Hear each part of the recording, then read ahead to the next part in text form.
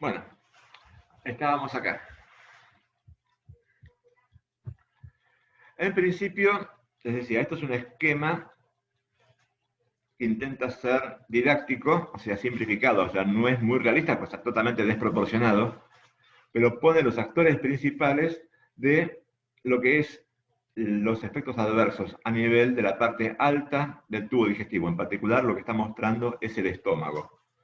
Tengan idea que cuando hablaba de ulceración, irritación y eventualmente sangrado, la mayoría es en los segmentos altos del tubo digestivo, o sea, estómago y duodeno, pero no son los únicos. Hay pacientes que tienen sangrado incluso mucho más distal y que tienen alteraciones incluso a nivel del colon, donde han pasado muchas más cosas antes de, digamos, que no se ve, digamos, este esquema que está puesto acá.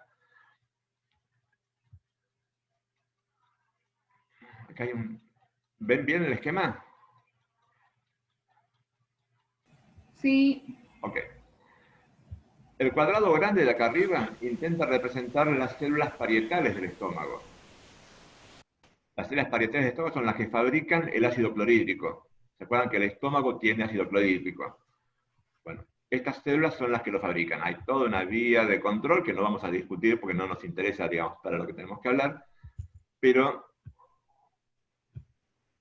mandan por un lado cloro, por otro lado los protones, y las dos cosas juntas forman el ácido clorhídrico, o sea, cloro e hidrógeno son ácido clorhídrico.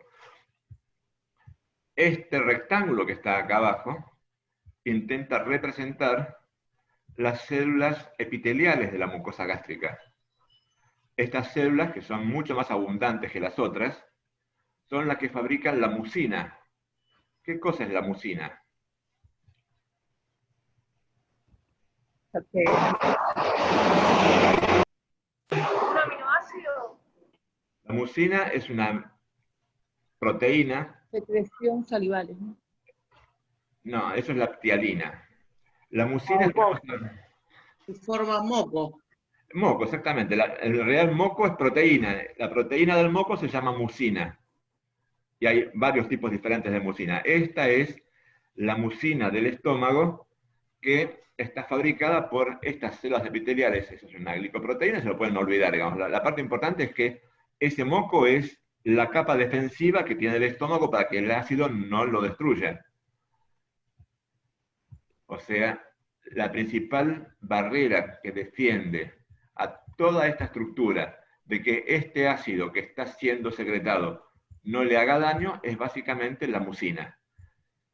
La célula epitelial, además de producir mucina, también produce esto que aparece acá abajo, que es bicarbonato. ¿Sí? O sea, la mucina tiene una estructura proteica y tiene una estructura de su capacidad, digamos, de neutralización de ácido a través del bicarbonato, que le generan, digamos, esa capacidad de protección de la mucosa. Creo que llegan a ver que hay un redondelito que dice EP3 y otro redondelito acá que dice exactamente lo mismo. O sea, estos redondelitos son los receptores de prostanoides. Es un subtipo particular de receptor de prostanoides que lo que permite es la acción de la prostaglandina E2 y de la prostaglandina I2.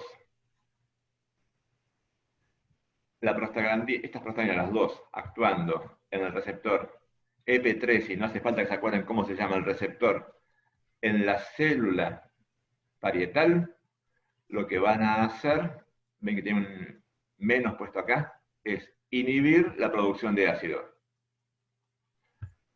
Y estos prostanoides, actuando en el mismo receptor EP3 a nivel de la célula epitelial, ven que tiene un más, lo que está haciendo es estimular la producción de mucina y estimular la producción de bicarbonato. O sea, estos prostanoides están reduciendo el ácido y aumentando la protección que tiene la mucosa. ¿Qué pasará cuando yo inhibo su producción? Aparecen las úlceras. fabrico más Aumenta la ácido producción de ácido. y disminuyo la producción de mucina. O sea que por donde lo quiera mirar, le estoy pegando mal a la pobre mucosa para que sea más fácilmente dañada. O sea que las aspirinas lo que hacen es producir la destrucción de la mucosa, de la mucina que recubre el estómago. Se produce una reducción, no, es incompatible con la vida que desaparezca totalmente, pero tiene menos mucina de la que debería tener y tiene más Ok. ácido del que debería tener. O sea que estoy cambiando Ok. el balance a favor de que haya más daño. Si esto dura el tiempo suficiente, seguramente le va a hacer un agujero en la mucosa. Si tengo una persona que ya viene por sus propias características con menor capacidad de defenderse del ácido, o que es un sobreproductor de ácido porque es un paciente que tiene antecedentes de ser ulceroso, cosas por el estilo, estoy actuando en un terreno que ya estaba proclive a que eso se produjera. O sea, hay un montón de factores que pueden contribuir a que sea más fácil que con una dosis incluso pequeña de aspirina tenga un daño importante. Por supuesto, el principal factor para la mayoría de los individuos es la dosis. Cuanto más grande sea la dosis, mayor probabilidad de que tenga una ulceración. Y la dosis es, en realidad, la cantidad de inhibición que tengo de la COX. Si yo estoy inhibiendo la COX, que está acá, con aspirina, o con diclofenac, o con ibuprofeno, desde el punto de vista de la producción de prostaglandinas, es exactamente lo mismo. O sea, si tengo la mala suerte que el paciente, alguien les dio aspirina como antiagregante porque tiene una enfermedad vascular de larga data. Y fue al dentista y le dieron ketorolac o diclofenac porque le dolía. Y además, alguien con la mejor buena intención le dice, si te duele el pie porque te aprieta el zapato, tomate, digamos, un poquito de ibuprofeno. Voy a tener tres cosas que están las tres sumando efecto en ese nivel. O sea que, aunque cada una tenga una dosis no muy alta, las tres juntas pueden ser un montón. ¿Se entiende lo que estoy diciendo? O sea, que al mismo tiempo use dos o más antiinflamatorios no esteroides en general es una muy mala idea. Y es importante, antes de sugerirle a una persona que tome, preguntarle si no está tomando ya alguna cosa. Un segundo factor de riesgo que es tanto o más importante incluso que la dosis es la edad. ¿Por qué será eso?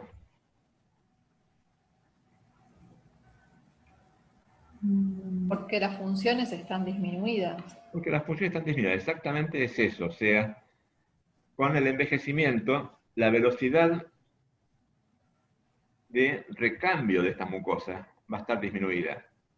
Una cosa que yo no les mencioné recién, pero ustedes ya saben seguramente de cuando hicieron histología o biología celular, es que las mucosas están continuamente recambiando sus células. O sea, estas células nacen y mueren con rapidez, sobre todo las epiteliales.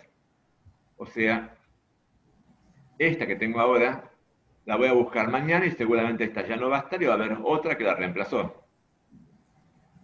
Este proceso lo hacemos todos, es normal y pasa en todas las mucosas, pero en los ancianos pasa con menor velocidad, o sea, funcionan más lentamente. Con lo cual, cualquier cosa que contribuya a dañar estas células va a encontrar que la capacidad de reparación de la mucosa es menor. Edad avanzada es un factor de riesgo importante para la producción de ulceración. Un tercer, obviamente, antecedente importante es que si ya tuvo algún antecedente de úlcera o de sangrado. O sea, este señor ya de fábrica su mucosa no es normal. Otras cosas que pueden contribuir son que esté tomando al mismo tiempo corticoides, por ejemplo, porque tiene alguna otra enfermedad, que tenga alguna enfermedad grave. Las enfermedades graves, justamente por el tipo de estrés que producen, generan un cuadro con mucho corticoide endógeno y la consecuencia de eso es que va a estar todo ese circuito, digamos, facilitado. Y el tercero, que no es muy frecuente, pero que cuando está es muy grave, es la presencia de anticoagulantes, o sea que el paciente esté por algún motivo anticoagulado. Pacientes anticoagulados, ustedes deberían tratar de evitar hacer cualquier tipo de intervención que involucre sangrado porque tiene un riesgo alto de no poder controlarlo. Seguramente esto ya lo han discutido en algún momento, digamos, a lo largo de la carrera. ¿Hay gente que usa anticoagulantes? Sí, mucha. Hay unos cuantos, muchos pacientes con enfermedad cardiovascular, sobre todo pacientes que tienen, digamos, muchos años de enfermedades complicadas, porque tienen una trombosis venosa o porque han tenido una fibrilación auricular. O sea, hay un montón de motivos que hace que pueda estar recibiendo anticoagulantes y si uno no pregunta, a lo mejor no se entera, y ese paciente seguro es fuente de problemas. O sea, es una de las cosas que deberían indagar antes de hacer ningún tipo de procedimiento, independientemente de la farmacología, es esto. Bien, cualquiera de estas condiciones genera riesgo que puede ser, digamos, más prolongado que la mera administración, por ejemplo, del corticoide, o de hecho que la enfermedad ya lo dieron de alta, pero todavía sigue, digamos, convaleciente, hasta que no se recupera totalmente, puede pasar mucho más tiempo de lo que uno se imagina. Esto que aparece acá es un gráfico que está sacado de un trabajo que discutía justamente la toxicidad gastrointestinal de los antiinflamatorios no esteroideos. El trabajo es relativamente viejo, pero los números esencialmente se han conservado, digamos. Quizás lo que ha bajado es alguna de las otras enfermedades que aparecen en la tablita, en el gráfico, perdón. AIDS es SIDA, ¿sí? En español esto es SIDA. Creo que todos saben que el SIDA es una enfermedad complicada. En el año 97, todavía los pacientes con SIDA tenían una muy, muy alta chance de morirse. Esto está sacado de los datos de mortalidad de Estados Unidos. Desgraciadamente, nuestras estadísticas de salud no son demasiado buenas. Creo que ya todos lo han percibido seguramente alguna vez. Pero en otros países, las estadísticas suelen ser más creíbles. Las de Estados Unidos están entre las que suelen ser bastante creíbles. Ese año, 97, en Estados Unidos, se registraron 16.685 muertos por SIDA. Estamos hablando cuando todavía estaba, digamos, poco controlada la enfermedad. Hoy en día es una enfermedad, digamos, de curso más prolongado, con lo cual la cantidad de muertos es relativamente menor, pero, digamos, sigue siendo incurable, por cierto. Lo que está al lado, la barrita esta, es la cantidad de muertos por toxicidad de antiinflamatorios no esteroides. Esta sigla es lo mismo que AINE en español. ¿Se dan cuenta que se murió más o menos la misma cantidad de gente? ¿Qué quiere decir eso?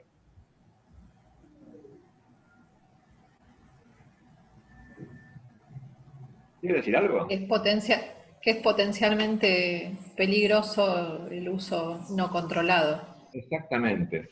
La idea central con esto es que hasta el día de hoy, todos los años en el mundo hay unos cuantos muertos por tomar antiinflamatorios no esteroideos. Cuando uno lo ve como riesgo para cada paciente individual es muy, muy bajo, porque son muchos millones que toman, pero alguno, por todas estas complicaciones que estamos mencionando antes, probablemente le puede llegar a pasar que tenga algún evento grave, y del evento grave algunos se mueren. Obviamente hay causas mucho más comunes de muerte y causas mucho más raras. O sea, esto está seleccionado, digamos, para enfatizar este pedacito. Pero lo que intenta mostrar es que claramente la toxicidad por antiinflamatorios no esteroideos es potencialmente mortal. ¿La población de Estados Unidos es más grande o más chica que la de Argentina? Más grande. Mucho más grande. Bastante más grande, exactamente. Es aproximadamente 8 veces más grande que la de Argentina. Los argentinos tenemos más resistentes que los norteamericanos a la toxicidad de los antiinflamatorios. ¿Qué les parece? No, ¿por qué? No, ¿Por qué habría diferencia? En principio no es muy evidente que seamos muy diferentes. Sin embargo, cuando uno mira estos números en nuestro país, no los encuentra. Básicamente porque no los registramos, o para decirlo de otra manera, se anotan de otra manera, digamos. Se murió de paro cardiorrespiratorio no traumático y nadie sabe cómo llegó al paro o cosas por el estilo. Sí. Pero tenemos más o menos el mismo riesgo que tienen los norteamericanos, o sea, no somos superhombres ni mucho más flojitos que ellos, digamos. La proporción debería haber sido más o menos la misma. O sea, uno hubiera esperado que en el año 97 hubiera habido aproximadamente unos 2.000 muertos por toxicidad de AINE en nuestro país. Eso digamos que en general uno no lo percibe, digamos, pero que un medicamento sea de venta libre no significa que no tenga riesgo, o sea, hay que manejarlo con prudencia. Y hay que, uno está recomendándolo, explicarle al paciente que cualquier cosa inusual que pase tiene que ir a consultar, digamos, o con el médico, o con la guardia en el hospital, o con lo que sea, digamos que no es para no prestarle atención. En Estados Unidos los SAINE, la mayoría de los SAINE, digamos, son también de venta libre, digamos, y lo mismo pasa en todo el mundo, o sea, no es que sea un problema que tenemos poco controlados los medicamentos. También uno tiene accidentes de tránsito, digamos, y no por eso se prohíben los autos o los colectivos, pero se hacen todas las normas como para tratar de minimizar la probabilidad. Bueno, esto pasa más o menos lo mismo, o sea, hay que prestarle atención a estas cosas y no tomárselas a la ligera. Bueno, este esquemita del mecanismo de daño se lo pueden olvidar, o sea, no hace falta, digamos, que le presten especial atención, salvo al primer esquemita cuando menciona que esto del efecto irritante en realidad es la parte menos importante de la acción que genera ese daño. O sea, que tenga cubierta entérica o no la tenga, le reduce un poquito el riesgo, pero es lo menos importante de todo. La mayor parte del efecto es a través de la aspirina o el ibuprofeno o el diclofenac o el que fuere que está ingresando por vía digestiva, está llegando por la sangre hasta acá y ahí va a estar inhibiendo esto. ¿De acuerdo? Bien. Primer efecto adverso, el más importante y el que deberían tener siempre presente, y el que hay que continuamente enfatizar al paciente, que si tiene cualquier manifestación tiene que ir y consultar: ulceración, irritación y sangrado gastrointestinal. Un segundo efecto adverso, mucho menos frecuente, pero que de vuelta, en función de la cantidad de millones de usuarios que hay, también van a ver, es la producción de daño renal. Ese daño renal puede ser tanto en forma aguda, o sea, mientras se está tomando la primera dosis o las primeras dosis, como acumulativo y producirse en el uso crónico. Es mucho más frecuente y es mucho más grave habitualmente en el uso crónico.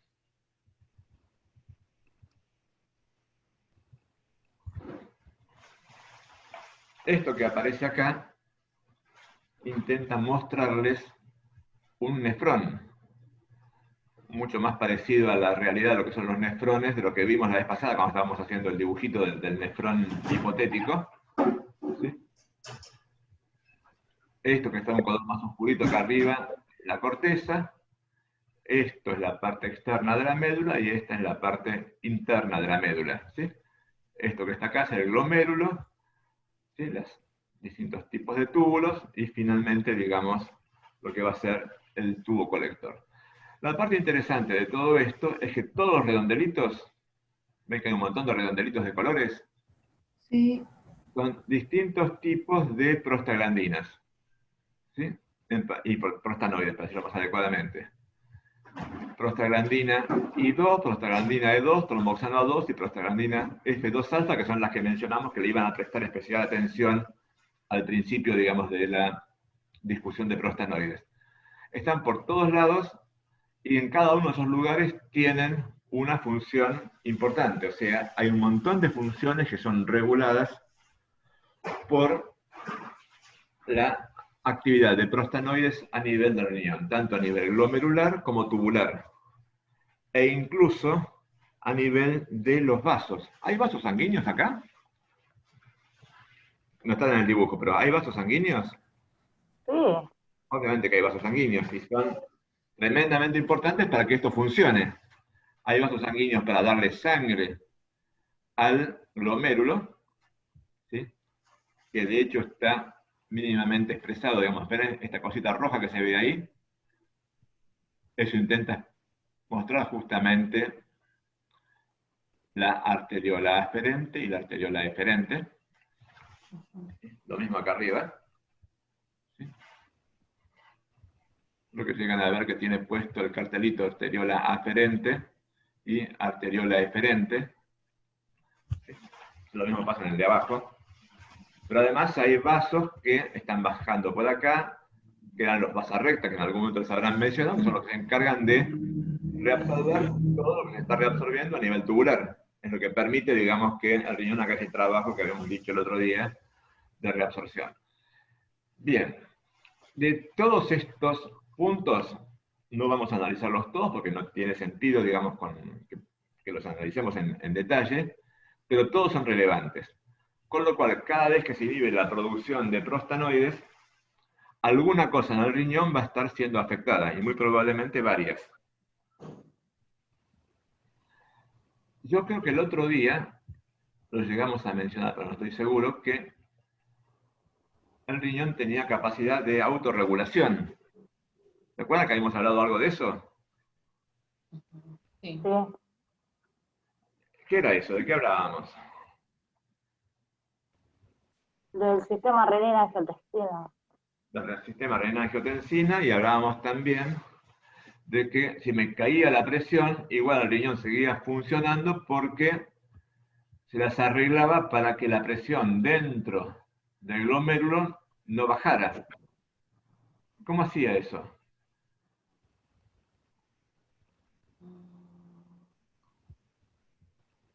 Esta es la arteriola aferente. Con la vasoconstricción.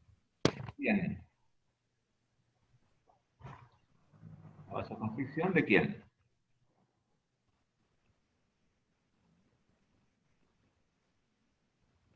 De la arteriola eferente. Esto que es la vía de salida del glomérulo. Si yo cierro esto, la presión para atrás va a aumentar y va a seguir filtrando para compensar esa caída que tuvo de presión. Para lo cual me hacía falta que no se me cerrara al mismo tiempo la arteriola aferente, porque el que mediaba ese efecto de cerrar la arteriola era la angiotensina, que puede cerrar los dos. El que se encarga de hacer ese trabajo son justamente estos prostanoides que aparecen acá. Y yo le saco ese mecanismo que está permitiendo que regule, que conserve la capacidad de filtrar, e incluso cuando se le cayó la presión, lo que se va a producir es que se van a cerrar las dos arteriolas. ¿Y qué va a pasar con la filtración? Si le cierran la canilla a la manguera, ¿qué le va a pasar? No se puede. Baja. Bueno, pasa lo mismo. Si le cerraron, digamos, el acceso, o sea, obstruyeron, contrayeron la arteria aferente, deja de entrar sangre al glomérulo y la filtración se cae. ¿Sí? ¿Se imaginan lo que estoy diciendo? Sí. Conclusión, tenemos un montón de cuadros de toxicidad renal, de los cuales hay una lista que llegan a ver importante. Uno, insuficiencia renal aguda, es eso, es la caída abrupta de filtración, por falta del aporte, digamos, porque estoy contrayendo las arteriolas, incluyendo las aferentes, con lo cual tengo una enorme caída de filtración glomerular. Si es suficientemente intensa, eso es insuficiencia renal. Tengo además, ven que acá hay un montón en los más diversos tipos de túbulos, un montón de alteraciones en el manejo del agua y los electrolitos se reabsorbían a nivel de los túbulos. La consecuencia de esto pueden ser todas estas cosas que aparecen acá. En algunos pacientes, por ejemplo, va a contribuir a que haya edema, o sea que retenga agua. Esa retención de agua, si en vez de pasar al intersticio se desparrama por los vasos, puede producir hipertensión. Por varios mecanismos, que no vamos a discutir, pues son largos y no tienen mucho sentido, puede hacer que los diuréticos tengan mayor dificultad para actuar. Esto es importante, digamos, para la gente que prescribe los diuréticos, digamos, no es una cosa que ustedes vayan a apreciar demasiado, digamos, pero tengan idea que puede ocurrir. Y hay dos tipos de problemas con respecto a las concentraciones de electrolitos. Puede haber una menor concentración de sodio. ¿Hay algún problema que tengamos poco sodio en la circulación? ¿Perdón? Sí. Con atremia es poco sodio en la sangre, ¿de acuerdo? Sí. Eso, digamos, ¿es irrelevante o puede tener alguna consecuencia? Sí, aumenta el potasio. Olvídate del potasio. Pensemos primero, digamos, simplemente con el tema del sodio. Que me falte sodio en la sangre puede ser algún problema.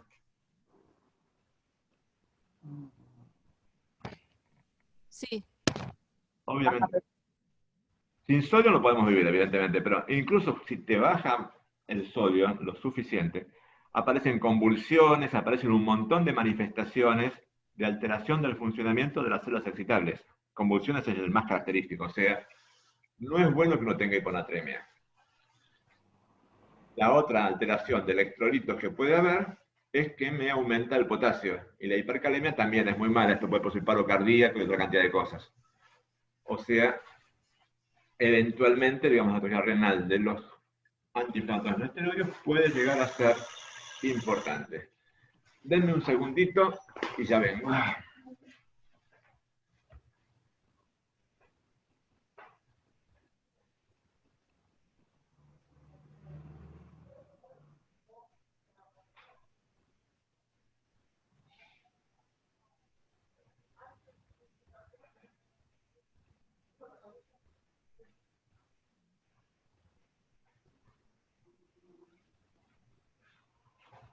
Ok, bien.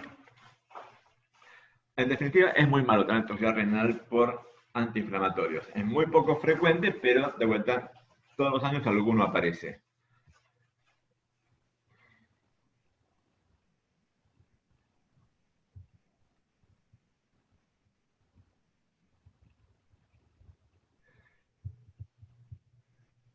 Perdón, me pasé de largo. A continuación de esto, vienen otros... Profe, Sí, ¿hipercalemia es sinónimo de hiperpotasemia? exactamente. Hipercalemia es el aumento del potasio. Probablemente habrán visto que el símbolo químico del potasio es acá. Sí. Porque el nombre del potasio es calium, de ahí viene lo de hipercalemia. Bien, siguiendo con esto, digamos. Vimos la irritación y la ulceración del seno gastrointestinal, vimos el daño renal, les quedó claro, espero que el peor es el crónico, pero que puede ser, digamos, también agudamente. Lo que viene a continuación son mucho más raras todavía. Pero de vuelta, digamos, aunque le toca un problema. Uno es lo que llevó a la prohibición del uso de aspirina en pacientes pediátricos en los años 80. Es un cuadro que se conoce como síndrome de Reye o de Ray, de acuerdo a como lo quieran pronunciar. Es un cuadro muy raro en el cual aparece insuficiencia hepática que rápidamente progresa a encefalopatía, que se suele ver en chicos y que cuando se produjo esa suspensión, que fue para la mitad de los años 80, tenía una tasa de mortalidad de aproximadamente el 30%. O sea, 1 de cada 3 chicos que tenían esto se morían de esto, lo cual, se imaginan, es una cosa totalmente inaceptable. Primero, se pensó que era solamente la aspirina. Después rápidamente se dieron cuenta que el malo de la película no era la aspirina, sino la inhibición de la COX en la periferia. Porque cuando dejaron de usar aspirina y la fueron reemplazando por otros inhibidores de COX, encontraron que se producía lo mismo, simplemente, digamos, en proporción a la tasa de utilización. Eso llevó a que se revisaran, digamos, cuáles eran los que podían o no ser utilizados, y los dos únicos inhibidores de la COX que no están asociados en forma relevante con este riesgo son el paracetamol y el ibuprofeno, que es el motivo por el cual son los dos únicos AINE que deberían ser empleados en el tratamiento de los chicos para cuadros como, por ejemplo, dolores relativamente simples o, por ejemplo, fiebre.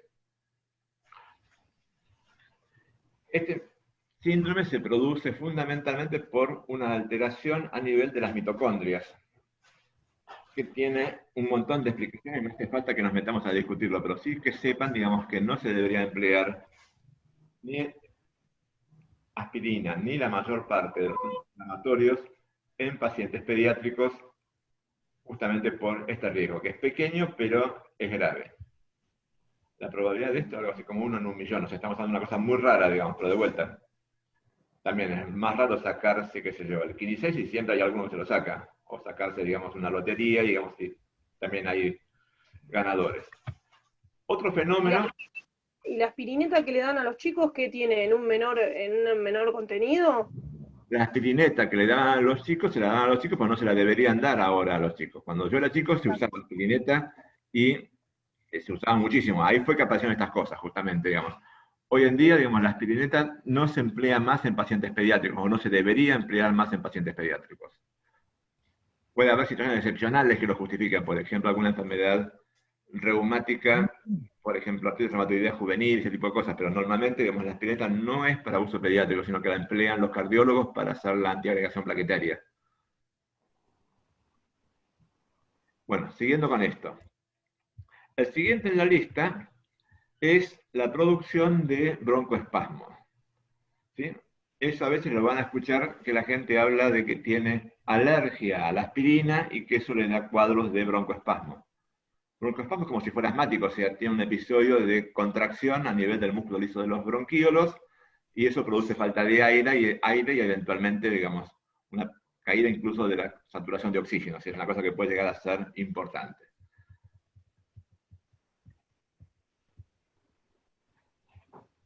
Esto que aparece acá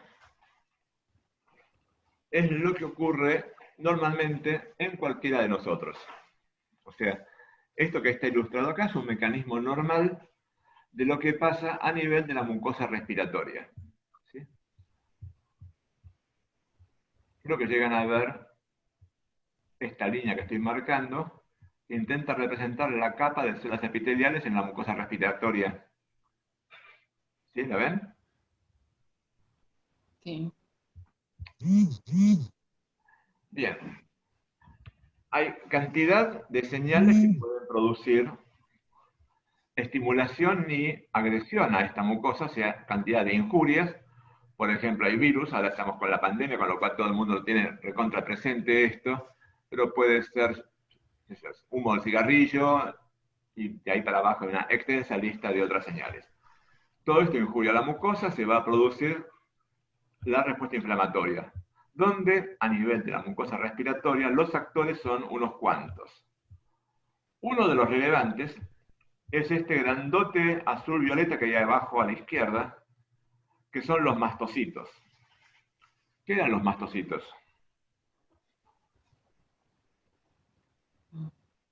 Pertenece al sistema inmune. Sí, podemos decir.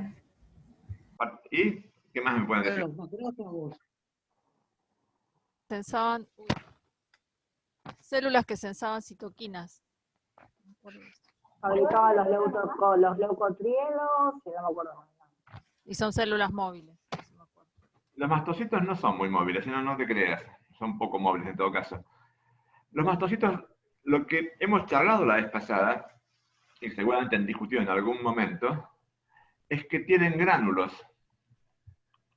Y esos gránulos están llenos de varias sustancias, una de las cuales es la histamina. Secretan histamina. Cuando el mastocito se activa, una de las cosas que hace es degranularse liberando la histamina que tiene. ¿Sí?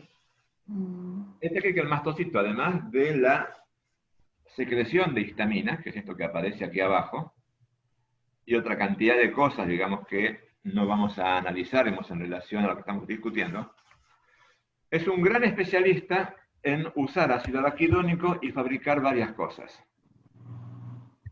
¿Sí? Creo que llegan a ver el AA acá y el AA acá arriba también.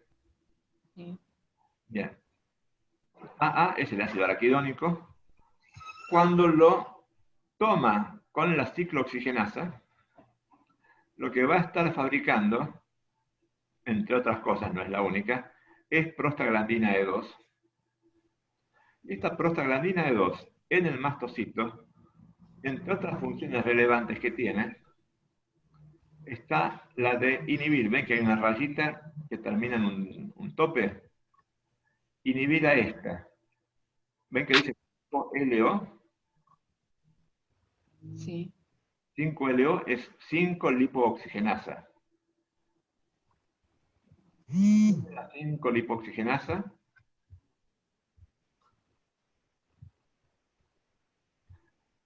era una de las enzimas que tomaban qué sustrato para formar qué cosa.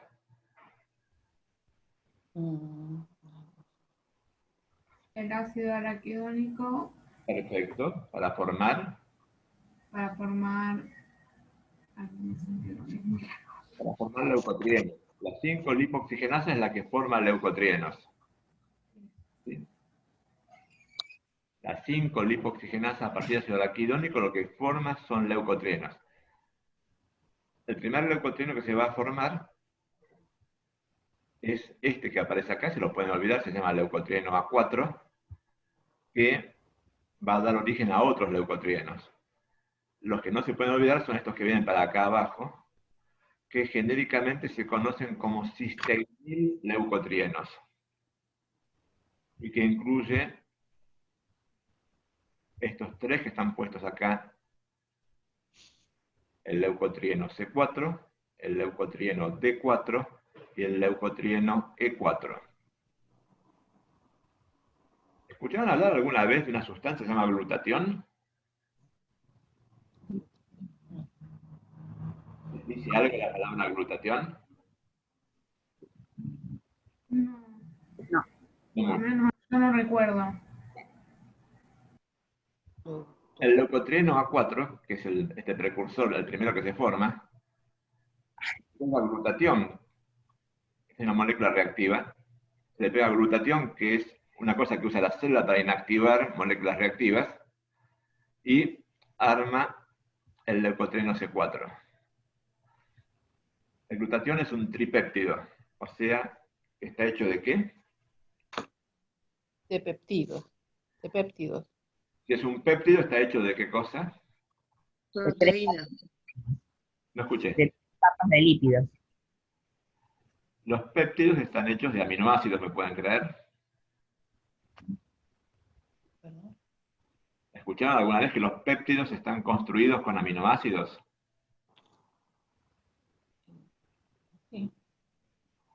¿Qué expresión de incredulidad? Los aminoácidos se unen con lo que se llama unión peptídica para formar los péptidos. Y los péptidos grandes son las proteínas. Eso lo tienen que haber visto en algún momento, seguramente, en su vida previa, antes de venir al karma de farmacología. Les pido disculpas, pero no tienen más remedio que recordar algunas cosas de las que vieron, si no les van a faltar muchas piezas en el rompecabezas. La parte importante es que el tripéptido se corta en pedacitos, por eso tengo los tres y los tengo siempre juntos. Arrancaron como C4 y a medida que va perdiendo un pedacito, o sea, alguno de los aminoácidos del glutatión, me va quedando el D4 o el E4. Este conjunto de sustancias que están siempre juntos, antes que se supiera que eran leucotrienos, se llamaban con el imaginativo nombre de